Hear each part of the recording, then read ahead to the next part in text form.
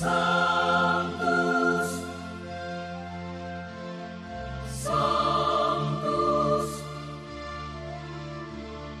Sanctus Dominus Deus Sabaoth. Salam jumpa kembali saudara-saudariku yang terkasih dalam Tuhan kita Yesus Kristus. Salam sejahtera untuk kita semua. Berkat Allah yang Maha Kuasa senantiasa menyertai kita. Hari Selasa tanggal 3 Desember tahun 2024 adalah pesta Santo Franciscus Xaverius, Imam.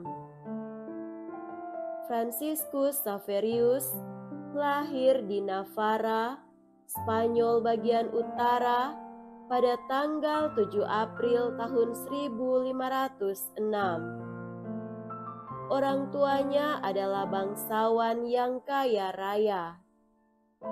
Ketika berusia 19 tahun, ia melanjutkan pendidikannya di Paris dan menjalin persahabatan yang akrab dengan Ignatius dari Loyola. Persahabatan mereka inilah yang kemudian memengaruhi hidup Fransiskus. Pada tahun 1534, kedua orang sahabat ini bersama dengan 5 rekannya mengikrarkan kaulnya di gereja Montmartre. Terbentuklah inti yang kelak berkembang menjadi Tarekat Serikat Yesus. 4 tahun setelah ditabiskan pada tahun 1537, ia pun berangkat ke Asia sebagai misionaris. Selama 10 tahun berkarya di Asia, ia banyak mengantar orang-orang pada iman Kristen yang benar. Tercatat dalam surat-suratnya, banyak penduduk pribumi yang bertobat dan menjadi Kristen. Ia pun meninggal dunia karena sakit ketika akan memasuki daratan Tiongkok pada tanggal 3 Desember tahun 1554. Paus Pius XI menyatakan dia sebagai pelindung karya misi bersama Santa Teresia dari Lisieux.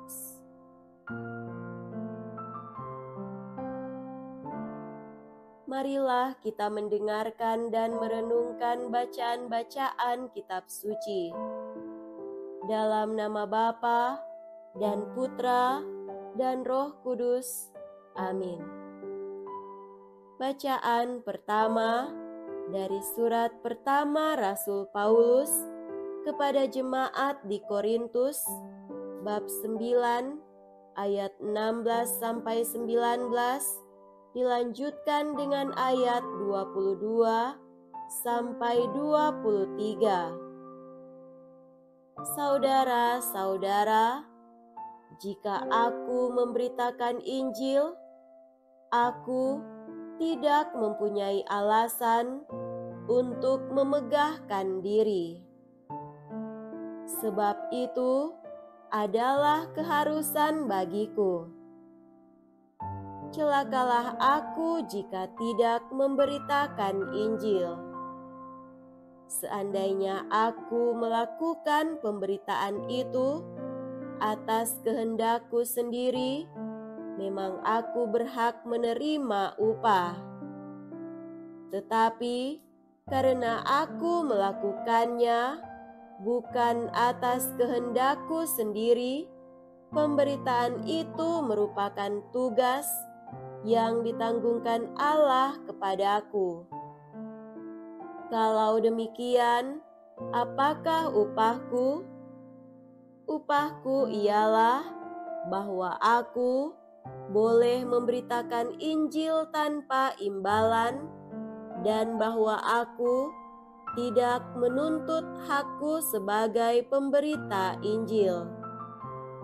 Sesungguhnya, aku bukan hamba siapapun. Meskipun begitu, aku menjadikan diriku hamba semua orang, supaya aku boleh memenangkan sebanyak mungkin orang. Bagi orang-orang yang lemah, aku menjadi seperti orang yang lemah, supaya aku dapat menyelamatkan mereka yang lemah. Bagi semua orang, aku telah menjadi segala-galanya, supaya sedapat mungkin aku memenangkan beberapa orang dari antara mereka. Segala sesuatu ini aku lakukan karena Injil, supaya aku mendapat bagian di dalamnya. Demikianlah sabda Tuhan. Syukur kepada Allah. Semoga Tuhan beserta kita sekarang dan selama-lamanya. Inilah Injil suci menurut Santo Markus. Dimuliakanlah Tuhan. Injil Markus bab 16 ayat 15 sampai 20. Pada suatu hari, Yesus yang telah bangkit dari antara orang mati menampakkan diri kepada ke-11 murid dan berkata kepada mereka, "Pergilah ke seluruh dunia, beritakanlah Injil kepada segala makhluk. Siapa yang percaya dan dibaptis akan diselamatkan. Tetapi siapa yang tidak percaya akan dihukum. Tanda-tanda ini akan menyertai orang-orang yang percaya. Mereka akan mengusir setan-setan demi namaku. Mereka akan berbicara dalam bahasa-bahasa yang baru bagi mereka.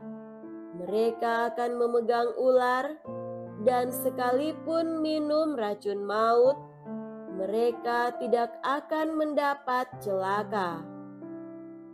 Mereka akan meletakkan tangannya atas orang sakit, dan orang itu akan sembuh." Sesudah berbicara demikian kepada mereka, terangkatlah Tuhan Yesus ke surga, lalu duduk di sebelah kanan Allah. Maka pergilah para murid memberitakan Injil ke segala penjuru, dan Tuhan turut bekerja dan meneguhkan firman itu dengan tanda-tanda yang menyertainya. Demikianlah sabda Tuhan. Terpujilah Kristus.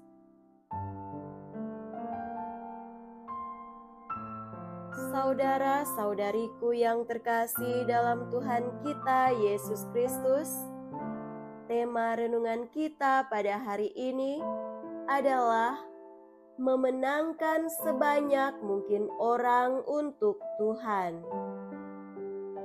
Sebelum Yesus kembali ke surga, Ia meminta para rasul untuk pergi ke segala penjuru dunia untuk memberitakan Injil kepada segala makhluk. Perintah ini dengan penuh semangat dijalankan oleh para rasul, termasuk Rasul Paulus yang menyusul kemudian. Kecuali Santo Yohanes pengarang Injil, mereka semua mati sebagai martir mewartakan Injil. Begitu terpesona mereka akan kasih Yesus untuk semua orang, hingga Ia rela mati di atas kayu salib. Pengorbanan Yesus dan berita pengampunan dosa oleh kuasa kebangkitannya membuat para rasul rela mengorbankan diri mereka untuk mengajak semua orang supaya percaya kepada Yesus agar dapat mengalami kasih Yesus semasa kita hidup di dunia ini dan kelak bersatu dengannya dalam kebahagiaan surgawi. Mereka sendiri sudah mengalami begitu besar kasih Allah dalam diri Yesus yang datang ke dunia untuk menyelamatkan umat manusia dari dosa dan maut. Mereka melihat bagaimana Allah yang Maha Tinggi mau menjadi manusia untuk mengangkat martabat manusia sebagai putra-putri kesayangan Allah. Allah Bapa tidak rela ada satupun anaknya yang hilang. Para rasul ini pernah mengalami bagaimana mereka hilang, lari kocar-kacir ketika Yesus disalibkan. Tapi Yesus datang kembali sesudah Ia bangkit, mengampuni dan merangkul mereka kembali menjadi satu kawanan. Saudara terkasih, mereka sungguh mengalami bahwa semua yang diperbuat Yesus bagi mereka dan janji-janji Yesus sungguh ditepati. Yesus adalah roti hidup yang sesungguhnya. Ia adalah air kehidupan, sumber segala kepenuhan rahmat Allah. Yesus adalah jalan dan kebenaran dan hidup manusia. Ia adalah gembala yang baik yang menuntun semua dombanya ke rumah Bapa yang penuh sukacita dan kebahagiaan. Ia adalah Raja semesta alam yang rela menanggung kelemahan kita, menebus dosa kita, dan memberi kita tubuh dan darahnya sendiri menjadi jaminan hidup ilahi. Betapa semangat para rasul begitu berkobar-kobar untuk mewartakan kabar gembira ini kepada semua orang di seluruh dunia. Pada setiap masa dalam sejarah gereja, Yesus terus memanggil dan mengutus rasul-rasulnya untuk mewartakan Injil ke segala penjuru dunia. Hari ini, tanggal 3 Desember, kita mengenangkan dengan penuh syukur Santo Franciscus Xaverius, seorang imam Yesuit berasal dari Portugal yang pada abad ke-16 mewartakan Injil ke India dan Jepang hingga sampai ke tanah air kita Indonesia. Pada tahun 1546, ia tiba di Ambon dan memulai pewartaan serta pembaptisan di Ambon dan Ternate. Jasanya terus dikenang dan diperingati untuk mengingatkan kita atas amanat Yesus untuk mewartakan Injil. Bila berabad-abad lalu, Injil diwartakan dengan penuh gairah dan sukacita ke segala penjuru dunia, sekalipun dengan pelbagai kendala dan media pewartaan seadanya, maka pada zaman digital ini, semoga hati kita terus berkobar untuk mewartakan Injil ke setiap relung hati, agar kabar sukacita penebusan Kristus terus diwartakan melalui pelbagai media apapun yang dianugerahkan Tuhan untuk menjadi sarana pewartaan Injil. Mari menjadi Injil yang hidup dan mewartakan kasih Tuhan melalui seluruh hidup dan karya kita. Jangan biarkan pengalaman kita akan cinta Kristus hanya menjadi milik kita. Beritakan dan wartakanlah kepada siapa saja bahwa Yesus itu keselamatan kita. Ia sumber kedamaian hati kita.